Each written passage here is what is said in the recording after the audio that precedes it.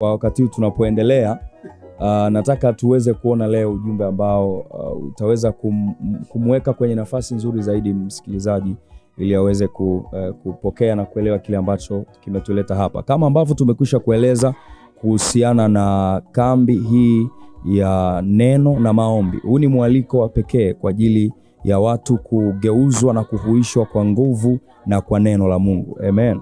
Nataka tuone andiko moja kwenye kitabu kile cha Luka sura ile ya 13, kusoma mstari ule wa 16. Kianzia ule mstari wa kwanza, hii ni habari ya mwanamke mmoja ambaye Yesu Kristo alikutana naye kaluni. Na huyu mwanamke, maandiko yanasema alikuwa amepindana, alikuwa ni mfano, ni mtu mwenye kibiongo kwa muda wa miaka 18.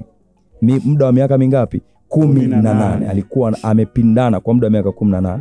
Sasa Yesu Kristo alimponya huyu mwanamke, na baada ya kumponya, ukisoma kwenye mstari wa 16, Yesu akasema, na huyu mwanamke aliye wa uzao wa Ibrahim, ambaye shetani amemfunga miaka 18 hii, haikupasa afunguliwe kifungo hiki siku ya Sabato. Nataka uone tu kwamba kile ambacho Yesu anasema kwamba huyu mwanamke ambaye watu walimzoea kumuona ni mwanamke mwenye kibiongo, amepindana kwa muda mrefu na anaenda hekaluni. Lakini Yesu anasema nyuma ya tatizo la huyu mwanamke, nani ambaye alikuwa anahusika? Anasema shetani amemfunga kwa miaka yote 18. Nataka mtu anayesikiliza ujumbe ambao nataka tuone ni jinsi ambavyo nguvu ya Mungu inaweza kuleta suluhisho kwenye maisha ya mtu. Ndio maana mwaliko huu wa kambi ya neno na maombi ni sehemu ya kukutana na uweza wa Roho Mtakatifu unaoweza kuleta uhuru wa kudumu, uhuru jumla kwenye maisha ya mtu. Amen. Sasa huyu mwanamke alikuwa amepindana kwa miaka 18 na amefungwa. Yesu anasema alikuwa amemfunga ni nani? Ni shetani. Manake huwezi kutatua matatizo ya kiroho kwa nguvu za kimwili. Huwezi kutatua matatizo ya kiroho kwa nguvu za kimwili. Tunaamini katika matibabu na madaktari na sayansi ya dawa.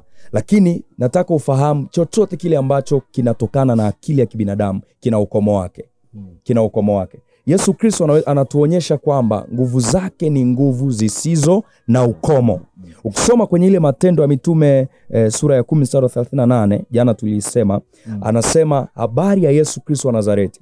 Jinsi ambavyo Mungu alimtia mafuta kwa Roho Mtakatifu na nguvu. Yesu akazunguka huku na huku akitenda kazi njema, akiponya wote walioonewa na ibilisi. Kwa sababu ilikuwepo nini? Nguvu ya Mungu. Katika siku hizi tunazoishi, moja ya kitu ambacho kila Mkristo unatakiwa kukutana nacho ni nguvu ya Mungu. Na sio tu kukutana nayo alafu ikaishia hapo. Manake lazima uwe na hizo nguvu. Jana nimezungumzia kwamba kwenye yale mambo matatu, moja nikasema kukutana na neno, kukutana na Yesu, kukutana na neno, lakini kukutana na Roho Mtakatifu. Una ujazo wa Roho. Una ujazo wa Roho Mtakatifu. Paulo aliweza kumtazama mchawi na kumkemea kwa sababu alikuwa amejawa na Roho. Leo wapo Wakristo ambao wanateswa pia na nguvu za giza. Wapo watu ambao wanaweza kusema na uvimbe na kansa na hichi na tatizo hili, lakini nyuma ya hilo tatizo kuna nguvu ya giza ambayo ni ya kiroho. Huwezi kuitatua kwa nguvu ya kimwili au kwa akili za kibinadamu. Unaweza kuzunguka kutafuta msaada na usaidike, kwa sababu lazima nguvu ya Mungu ihusike ili wewe kuwa huru kutoka kwenye hilo tatizo. Amen. Kwa hiyo hapa tunaona Yesu Kristo alipoziachilia nguvu za Mungu, huyu mwanamke akapona. Na Yesu anatuonyesha kwamba amepona kwa sababu alikemea pepo. Watu walikuwa wanaona ni kibiongo, lakini Yesu alipoangalia akaona ni pepo. Alipokemea pepo ile, alipotoka mwanamke akapona. Na Yesu anasema aliyemfunga mwanamke huyu ni nani? Ni shetani. Jambo la msingi hapa lingine la kuzingatia, unayenisikiliza, shetani hachoki kumfunga mtu. Yaani usije ukafikiri kwamba nitateseka kwenye umaskini au nitateseka kwenye magonjwa au kwenye dhambi kwa miaka 20 shetani atachoka. Hawezi kuchoka. Miaka 18. Kuna mtu kwenye Biblia alikuwa amepoza kwa miaka mingapi? 38. 38. Kuna mtu alikuwa kiwete toka tumboni kwa mama yake na bado shetani alikuwa amemshikilia hivyo. Amen. Manake ni mpaka siku ambayo wewe utafanya maamuzi kwenye moyo wako kwamba sitaki kuendelea kuwa mtumwa wa shetani tena. Hiyo kwenye dhambi. Kuna watu wanateseka kwenye ulevi, anataka kuacha lakini hawezi. Amekamatwa kwenye hicho kifungo. Kuna watu wanateseka kwenye zinaa, anataka kuacha lakini hawezi. Hii ni sauti ya Mungu inakusemesha kwamba huwezi kujiokoa kwa nguvu zako. Lakini kama ukiamini kwenye nguvu ya Mungu utakuwa huru. Na kambi hii ni mwaliko wa kuja kukutana na nguvu ya Mungu itakayoleta masuluhisho kwenye kila eneo la maisha yako katika jina la Yesu. Amen. Amen. Amen. Wewe ambao unatusikiliza, tunaweza kutaja tena namba zetu za simu na nataka watu hawa kama leo tuliweza kuwapigia wote na kuomba nao. Maana yake tunaposema ututumie message ni kwa sababu tutakurudia kwa msaada wa kiroho bure kabisa. Amen. Taja namba ya simu. Namba zetu za simu ni 07 43 904 324 327 07 43 904 327. Tutarudia tena ili uandike kwa uzuri kabisa. 07 43 904 327. Ni kambi kubwa ya neno na maombi itakayofanyika tarehe 11 hadi tarehe 15 ya mwezi huu hapa wa 6 hapa jijini Mbeya, katika sekondari ya Sangu. Sekondari ya Sangu inafahamika sana hapa jijini Mbeya.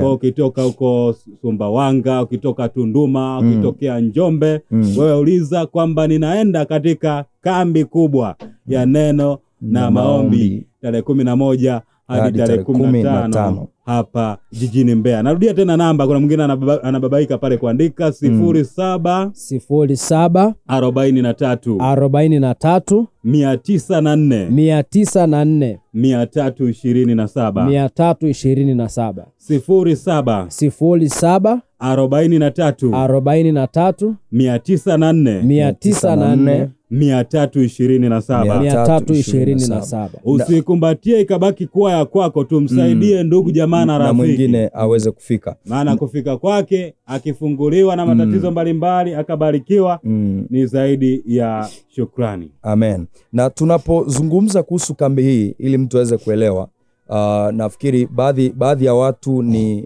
wanaufahamu kuhusiana na kambi za neno na maombi. Kuna watumishi wengi ambao huwa wanafanya pia, na sisi kwa Dar es Salaam tumekuwa tukifanya kwa muda mrefu sasa. Na tumemwona Mungu. Nikiri wazi kabisa, yani mtu akiniambia moja ya jambo ambalo unaweza ukashuhudia limeleta mabadiliko ya kudumu kwa watu, limeleta shuhuda za kweli za kudumu, limebadilisha maisha ya watu, nitakwambia ni kambi ambazo tunakuwa tunazifanya. Huwa sio kambi za kawaida. Unaweza ukaangalia kwenye mitandao yetu ya kijamii, unaweza ukaangalia kwenye YouTube channel yetu, ukaona namna ambavyo watu wanatoa shuhuda, na most of them ni kwa sababu walikuja wakahudhuria kwenye zile kambi. Nina ushuhuda, wakati fulani tunafanya kambi kule Moshi, tulikuwa tumeandaa kambi. Kuna ndugu mmoja alikuwa ametoka Tanga, ni mwanaume, aliletwa kwa amefungwa na kamba kwa sababu alikuwa na tatizo la ukichaa. Hata mimi kama mtumishi wa Mungu naamini kwa Mungu yote yanawezekana, lakini nilikuwa nikimwangalia nawaza kwamba huyu mtu itakuwaje. Nataka nione namna ambavyo Mungu atafanya muujiza kwa huyu mtu pasipo kuwekewa mikono, kwa kuwa yuko kwenye ile eneo la kambi. Yule ndugu alipona kabisa. Mtu ambaye alikuwa anateseka na roho ya ukichaa, alikuwa ni kichaa amechanganyikiwa kabisa, anafungwa kamba. Kwa hiyo tunapotoa mwaliko huu, tunaona hata kwa Bwana Yesu alikuwa anapiga haya makambi. Amen. Ukisoma kwenye Mathayo sura ya 8 mstari wa 16, maandiko yanasema hata wakati wa jioni walimletea watu wengi waliopagawa na pepo wachafu, naye akawatoa wale pepo wachafu kwa neno lake, akawaponya magonjwa yao. Kwa hiyo kuna mtu ambaye ana tatizo, unajua kabisa kuna jambo ambalo limepitia kwa muda mrefu. Mwito huu tunawaita watu ambao ni mgonjwa, yawe ni magonjwa ya kurithi, yawe ni ya kuambukiza, lakini umeamini ndani ya moyo wako kwamba naamini katika nguvu ya Mungu. Na hata kama uamini lakini uko tayari kusaidika, njoo tutakusaidia uwe na imani kwa neno. Amen. Na utapokea kile ambacho Mungu amekusudia. Lakini mwingine ni mtu ambaye ana kiu, ana njaa na Mungu, anatamani kujawa na Roho, anatamani kuwa na ile nuru zaidi katika neno, anatamani kufahamu zaidi habari za Roho Mtakatifu, za Yesu Kristo, za Mungu, za Injili, za ufalme wake. Tunakualika, ni wakati wa wewe kujengeka zaidi. Maandiko yanaonyesha kwenye Matendo ya Mitume sura ya 2, jana tuliona kambi ya kwanza ya mitume walimpokea Roho, wakajazwa Roho. Lakini ukisoma kwenye sura ya 4 mstari wa 30, maandiko yanaonyesha walikusanyika tena wakafanya nini? Wakaomba mpaka mahali pale pakatikiswa, wote wakajawa na Roho Mtakatifu. Ukienda kwenye Matendo ya Mitume sura ya 10, Petro aliweka kambi kwa Kornelio na wale watu wa mataifa na wao wakajawa na Roho Mtakatifu. Sisi njaa yetu na kiu tulionayo ni kuona watu wengi wanakuja kukutana na Mungu, wazione nguvu za Mungu zikiwagusa kabisa. Mgonjwa aondoke akiwa mzima, aliyefungwa aondoke akiwa yuko huru, aliyeshikiliwa na adui aachiliwe. Watu wazione nguvu za Mungu zikiponya na kubadilisha kabisa maisha yao. Kuna mtu mwingine anatamani kuokoka, anajua kabisa maisha anayoishi ni ya dhambi, ni mabaya, lakini anakuwa na ile hofu ya kibinadamu, nitaweza kusimama? Nataka nikuambie, kwa Mungu yote yanawezekana. Na mmoja ndio kuna mwingine anaogopa, labda nadhani kambi hiyo labda itakuwa inahusu labda kanisa fulani au dhehebu fulani. Hapana, huu ni wito wa watu wote. Huu ni wito kwa watu wote. Huu ni wito kwa watu wote. Ni wito kwa watu wote, tukusanyike wote. Huu ni wito anayekuita hapa ni Yesu. Sisi ni vyombo tu. Mungu anatutumia, lakini anataka uje ukutane naye. Kwa hiyo usiangalie dini, usiangalie dhehebu, no. Huu ni wito kwa ajili ya watu wote. Na jana tuliweka vizuri kwamba hakuna kiingilio. Kwa hiyo hakuna kiingilio, kwa sababu kuna watu ambao wameshatoa sadaka zao kugharamia idadi yoyote ya watu watakaofika, ya malazi mazuri, chakula kizuri na huduma zote kwa uwezo wa Roho Mtakatifu. Kwa hiyo hakuna kisingizio, ni wewe kujiandaa na kuweza kufika kambini. Maelekezo tu rahisi tutakayokupa ni labda kuja na nguo zako ambazo utakuwa unabadilisha wakati wa kambi. Amen. Ninaona kuna message hapa. Kuna huyu anasema, mtumishi, nimekaa miaka 5 toka nimeoa, lakini mpaka sasa hatuna mtoto. My God, my Lord. Yani nikimsikia mtu na yeye namuona ni mteja mzuri, yani natamani, kwa sababu mimi nafurahi nikiona Mungu amefanya. Umezunguka, anasema amezunguka kwa waganga, anaambiwa amelogwa. Sasa sikiliza, hii sauti ni ya Mungu. Njoo uone, njoo pamoja na mke wako, njoo uweke kambi na nitakuonyesha shuhuda za kweli. Nitakupa hata na namba za simu, wapigia watu waulize, kweli ninyi mlikuwa hamna watoto, sasa mnao? Baada ya kuhudumia na watumishi wa Mungu, watakuambia ni kweli. Ninaamini kabisa utatoka na ushuhuda wako katika jina la Yesu. Amen. Haleluya. Mwingine anasema mimi, anataja jina lake, anasema kwamba yeye yuko Ileje, anapatikana kwa Nuliza. Kambi wanaotoka mbali utaratibu ukoje? Narudia tena, kambi maana yake kula, kulala ni hapo. Tumekuandalia malazi mazuri pale Sango High School, ndipo ambapo tunafanyia, na ukumbi uko ndani hapo. Kwa hiyo ni kujitoa na begi lake na vitu vyake vya kubadilisha basi na nguo zake na nauli yake ya kuja na kurudia. Lakini ukiingia kambini, umeingia, Yesu atayasaidia maisha yako. Kwa hiyo ndio maana ya kambi. Tafadhali turudie namba yetu ya simu, watu waweze kuchukua namba na kuweza kutuma message yako. Ukituma message ni vizuri. Asante mtumishi, turudie namba kwa utuo kabisa. 07 43 904 904 327 07 43 904 327. Ni kambi kubwa ya neno na maombi jijini Mbeya, tarehe 11 hadi tarehe 15 mwezi huu wa 6, ndani ya sekondari ya Sangu jijini Mbeya. Watu wengi mtumishi wanaifahamu sekondari ya Sangu. Na mimi leo nimeipita nikaiona, kumbe iko barabarani kabisa. Kwa hiyo hakuna mtu anaweza kupotea. Kwa sababu ya muda, ninakusii tuma message, ni nzuri zaidi, hatutaweza kupokea simu. Kuna huyu anasema, mtumishi, nateswa na roho ya uzinzi, natamani kuacha. Vizuri kabisa. Kutaka kuacha ni hatua ya kwanza ya msingi ya kusaidika. Kwa hiyo unaweza, kuna watu nimesema wanalewa, ni walevi, lakini hawataki kuwa walevi.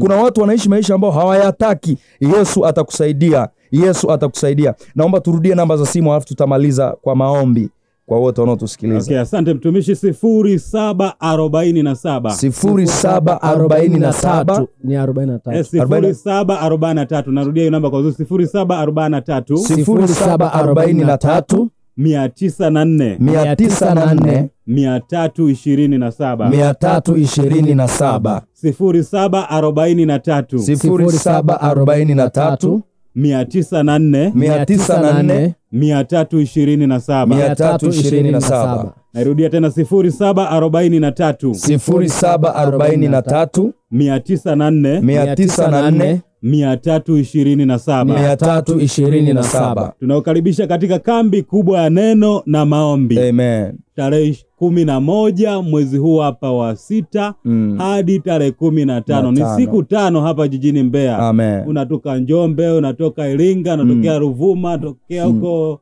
Manyoni Singida, unatokea Tabora, unatokea Sumbawanga, Tunduma. Wewe ni kuja hapa jijini Mbeya ukishiriki hiyo kambi ya siku 5. Amen. Okay. Amen. Naomba tuombe kwa ajili ya wao tusikiliza. Kama kuna mgonjwa unaweza kuweka mkono mahali panapouma katika jina la Yesu Kristo anazoetelea. Nguvu za Mungu zinakuja juu yako. Yule ambaye hujaokoka utatumia ujumbe kwamba unahitaji kuokoka na tutakuongoza sala ya wokovu na kuombea kwa jina la Yesu. Nguvu za Roho Mtakatifu zikuguse hapo ulipo. Kila udhaifu ukuachie kwa jina la Yesu anazoetelea. Magonjwa tunakemea, toeka kwa jina la Yesu. Roho za giza, roho za ulevi, roho za zinaa, roho za mafarakano kwenye familia, toeka kwa jina la Yesu. Atia mwanaume, atia mwanamke, roho ya hasira ya kupita kawaida, hasira kali ndani ya mtu, come out in the mighty name of Jesus. Toka, achia kwa jina la Yesu. Natamka uhuru katika jina la Yesu Kristo kwenye maisha ya kila mmoja anayesikia sauti hii. Uzima uingie ndani yako. Ninakuombea unapofanya maandalizi ya kuhudhuria kwenye kambi hii, hakuna kitakacho kuzuia. Naamuru milango ya kiuchumi ikufungukie. Upate fedha itakao kuwezesha kuja pamoja na familia yako, fedha ambayo utatumia kama nauli. Katika jina la Yesu anazotelea haya. Yule anayetegemea kupata ruhusa kazini, ruhusa kwa wazazi, ukapata ruhusa kwa jina la Yesu Kristo. Uje ukutane na nguvu kubwa ya Roho Mtakatifu itakayogeuza maisha yako jumla, itakayoondoa huzuni na kuwa furaha, itakayoondoa uchungu kuwa utamu, itakayoondoa taabu, itakayoondoa mateso kuwa amani na furaha. Katika jina la Yesu Kristo anazotelea haya. Tunatamka na ulinzi wa nguvu za Mungu juu yenu. Mabaya hatawapata, wala town haitakaribia familia zenu. Mabaya hataona ninyi na watoto wenu. Katika jina la Yesu Kristo anazoetelea haya. Amani zaidi, utukufu zaidi katika jina la Yesu. Amen. Amen. Amen. Kuna huyu amtuma message anasema naomba kuokoka. Tutakuongoza sala ya wokovu. Naomba yoyote ambaye unatufuatilia utachukua namba za simu tutakapotaja wakati huu wa mwisho, hakikisha unatutumia message na sisi na kuahidi tutakurudia. Amen. Amen. Msikilizaji, turudie namba ya simu kwa faida yako huko uliko ambaye hujachukua namba vizuri. Wakati watumishi wa Mungu kutokea RGG Church pale Dar es Salaam ambao wamejiandaa kwa ajili ya kambi ya kualika wewe tarehe 11 hadi tarehe 15 mwezi wa 6 ndani ya sekondari ya Sangu hapa jijini Mbeya. Amen. 0743 904 327 327 0743 904 327. Endelea kuwapigia hivi sasa wanavyoondoka ili uzidi kuwasiliana nao usiku wa leo na uzidi kuambia na uzidi kuelekeza kabisa namna ambavyo kambi hiyo ya siku 5 itakavyokuwepo hapa jijini Mbeya tarehe 11 hadi tarehe 15 mwezi huu hapa wa 6. Usiku mwema kwako.